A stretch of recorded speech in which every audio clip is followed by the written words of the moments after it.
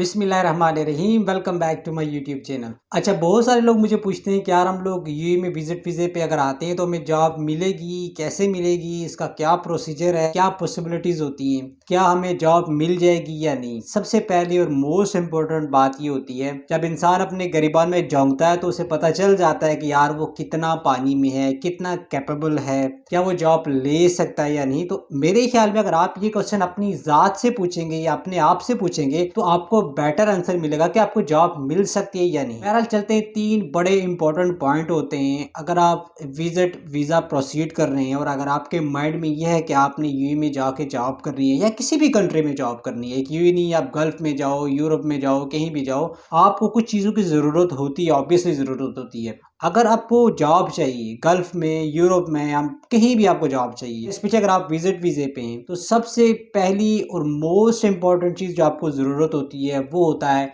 आपका रेफरेंस।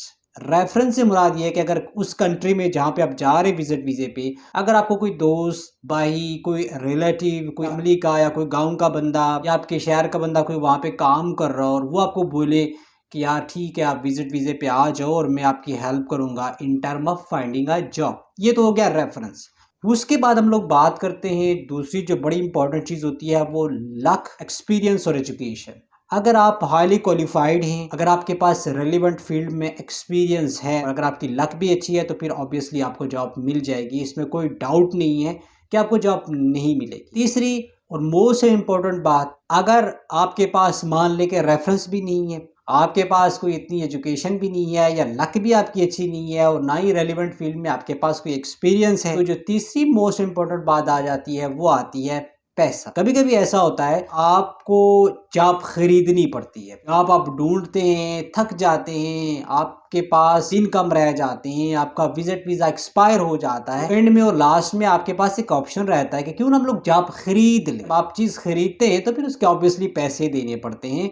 तो अगर आपके पास पैसा है तो फिर आप कहीं ना कहीं आपको छोटी मोटी जॉब, आपको सरवाइव करने के लिए जॉब मिल जाएगी, ताकि आप यहाँ पे आपका 2 साल का या 3 साल का वीज़ा लग जाए और उसके बाद फिर आप अपनी जो डिज़ायर्ड जॉब है या रेलिवेंट जो जॉब है उसके लिए आप फर्दर प्रोसीड करें या उसको ढूंढने की कोशिश करें। लेकिन विजिट वीज़े पे जॉब ढूंढने के ऊपर मेरा स्टांस हमेशा से बहुत क्लियर रहा है कि आपको कभी भी विजिट वीज़े पे, मेरा नहीं ख्याल कि आपको यहाँ पे आना चाहिए, कहीं भी जाना चाहिए, क्योंकि विजिट वीज़ा या टूरिस्ट वीज़ा, आप किसी को विजिट कर रहे हो या मुल्क के कंट्री घूम रहे हो, इसका जो मतलब होता है वो यही होता है। इसका ये मतलब नहीं होता कि आप जाएं और काम करें, लेकिन ऑब्वियसली थोड़ा सा इजी होता है, इसलिए लोग विजिट वीज़ा लेके चले जाते हैं, जल्दी भी आपको मिल जाता है। कोशिश क्या करें कि अगर आप जिस भी कंट्री में आप वहाँ से एम्प्लॉयमेंट वीज़ा लेके आएँ, ताकि आपको यहाँ पे किसी किस्म का इशू ना हो, आपको कोई प्रॉब्लम ना हो, आपका पैसा वेस्ट ना हो, आपका टाइम वेस्ट ना हो और साथ साथ में आपकी एनर्जी भी सेव रहे। उम्मीद है कि इस वीडियो के बाद आपकी जो कन्फ्यूजन होती है in term of finding a job वो थोड़ी सी क्लियर हो गई होंगी।